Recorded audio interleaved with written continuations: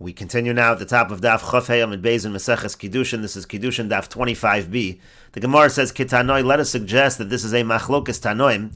Rashi says, Kitanoi sirus debates him. We're talking about the castration of the testicles. You have a mum goloi. Is that considered to be an exposed blemish, or is it a concealed blemish? Let us say it's a machlokes tanoim as follows. The Brisa says, Umoch v'chosos v'nosuk v'chorus. This is talking about the blemishes that disqualify an animal from being a carbon. So it says if it's bruised or crushed or torn or cut, and it's unclear exactly what we're talking about. So there's a machlokes tanoim. Kulan bebeitzim divrei Rabbi Yehuda. Rabbi Yehuda says all of these different kinds of damage. It's talking about the beitzim, it's talking about the testicles. Bebeitzim velo begid, and the Gemara says, well, what does Rabbi Yehuda even mean? Does he mean the beitzim and not the main part of the aver, the gid? As Rashi says, bebeitzim velo begid bitmia gid vadai golihu. The gid is certainly considered to be exposed, so it's not like Rabbi Yehuda saying only the beitzim. And so therefore the Gemara says, Ela kulan af bebeitzim divrei Rabbi Yehuda. Rather, what Rabbi Yehuda means to say is as follows: all of these different kinds of injuries apply even by the beitzim. That's the opinion of Rabbi Yehuda. Rabbi Eliezer ben Yaakov Omer, Rabbi Eliezer ben Yaakov says, Kulam begid, they only apply, or all of them apply by the gid, and they do not apply by the beitzim, because apparently Rabbi Eliezer ben Yaakov says the beitzim are considered to be concealed. Rabbi Yehuda says it's considered to be exposed. Rabbi Yossi Omer, Rabbi Yossi says, Ma'uch v'kasus, the first two kinds of injuries, bruised or crushed, af beitzim, those would apply even by the beitzim, but nasuk v'choros, but when you're talking about torn or severed, begid, that applies to the begid in, that applies yes to the gid, but beitzim lo, but it does not apply to the beitzim. And Rashi explains, af beitzim applies even to the beitzim, velotema mum taman, who don't say that that would be considered to be something that's concealed, the vadai minkar, that is considered to be exposed, begid velo beitzim. Then you have the opinion of Rabbi Eliezer ben Yaakov that it applies to the gid and not the beitzim, the vadai mum taman, who he holds it certainly is considered to be a concealed blemish, velo mum golo, who it's not considered to be an exposed blemish, and moch v'chasas af beitzim. Rabbi Yossi, he makes a distinction. He says when you're talking about bruised or crushed, that applies to the beitzim, the min kartvei, that's something that's very obvious, or it's more obvious, it's considered exposed. And Rashi continues, karas krusin hachutin shabeitzim tuluyin behen bekisa, and that means the chut in which the beitzim are hanging from, they are torn, umu'urim b'mixas ve'ina nesuk and lagamri, but they're not completely cut. Again, that would be, according to Rabbi Yossi, considered a blemish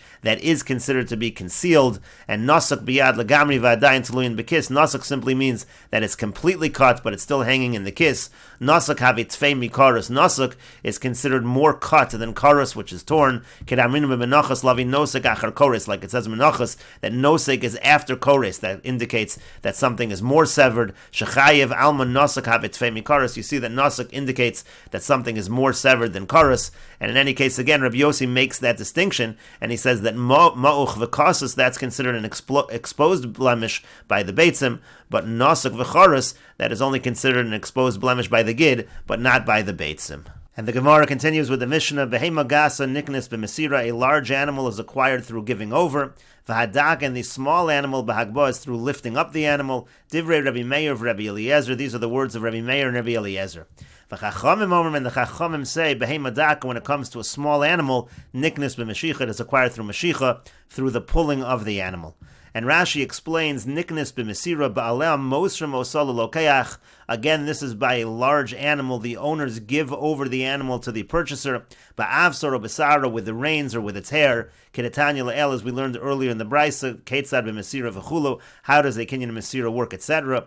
Avol meshicha, but the point is that according to Rabbi Meir, meshicha, when it comes to pulling the animal, lo miknia, that is not a kinyan when it comes to a large animal, according to Rabbi Meir. De'in darka bekach lo licha lefanav, it's not the normal way to have it go in front of him, and therefore Rabbi Meir is saying mesira is a kinyan by a behema gasa and not meshicha.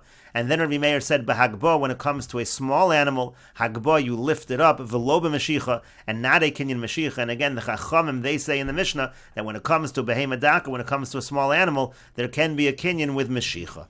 And the Gemara says, Darash Rav b'kimchunya, Rav made the following drushim in kimchunya, Behema gasa niknes b'mashicha, when it comes to a large animal, there is a kinyan mashicha. Ashkechinu Shmuel Talmidei de Rav. Shmuel found the students of Rav. Amar Lu, and he said to them, Mi Amar Rav, did Rav really say, Behema Gasa Niknas b'Mashicha, that a large animal can be acquired through Mashicha? V'hanon b'Mesira Tanan, but we learned in our Mishnah that the kinyan that is used for a large animal is Mesira, is the giving over. V'Rav Nami b'Mesira Amar, and Rav he also said that the kinyan is Mesira. Hadar Bei Me'ahi, did he retract his opinion that it's Mesira, and now he's saying that it's Mashicha? And the Gemara answers, Hu Diyamar Ki Aitana Detanya. Rav was following the Brisa. In other words, he did retract, but instead of following the Mishnah, he is following the Brisa as follows.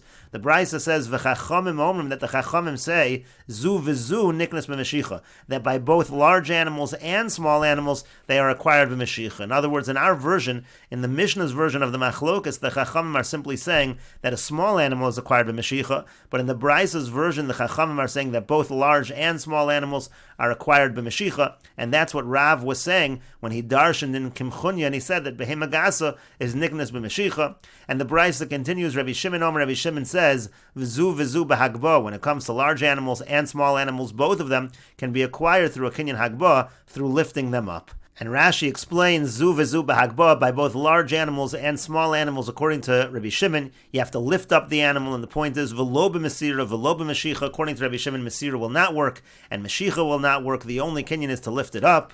And so the Gemara continues, Maskiv lo Rav Yosef. Rav Yosef asks on this, Ela me'ata, but according to that, if Rabbi Shimon is saying that the kinyan on the animals is Hagba, is lifting it up, Piyal lo Rabbi Shimon b'mei yikna, so an elephant, according to Rabbi Shimon, how do you make a kinyan? It's impossible to lift up an elephant. Amar le Abaya, Abaya said to him, Abaya responded to Rav Yosef, b'chalipin, you can use a kinyan chalipin, a kinyan of exchange.